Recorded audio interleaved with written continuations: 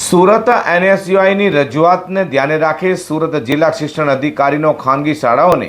આરટીઈના વિદ્યાર્થીઓ પાસેથી ફી વસૂલ નહીં કરવા આદેશ અપાયો છે અને જો આ આદેશનું શાળાઓ પાલન નહીં કરે તો તે શાળાનો વિરોધ કરશે તેમ સુરત એનએસયુઆઈ દ્વારા ચીમકી ઉચ્ચારવામાં આવી હતી।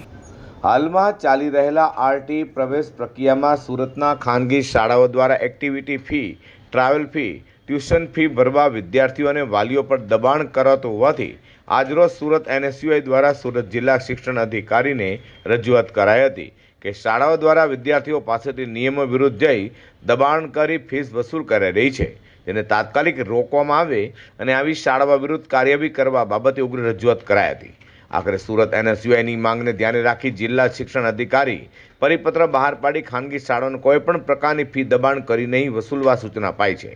સુરત એનએસયુઆઈના પ્રમુખ માજીદ પટેલ દ્વારા જણાવ્યું હતું કે કોઈપણ શાળાઓ દ્વારા વિદ્યાર્થીઓ કે પછી વાલીઓ પાસેથી ખોટી રીતે ફીસ વસૂલ કરાશે કે કોઈપણ જાતનો ભેદભાવ વિદ્યાર્થીઓ સાથે કરાશે તો એનએસયુઆઈ દ્વારા આવી શાળાઓ વિરુદ્ધ વિરોધ પ્રદર્શન કરાશે, સાથે જિલ્લા શિક્ષણ અધિકારીને પણ કાર્યવાહી કરવા ફરિયાદ કરાશે તેમ તેને જણાવ્યું હતું।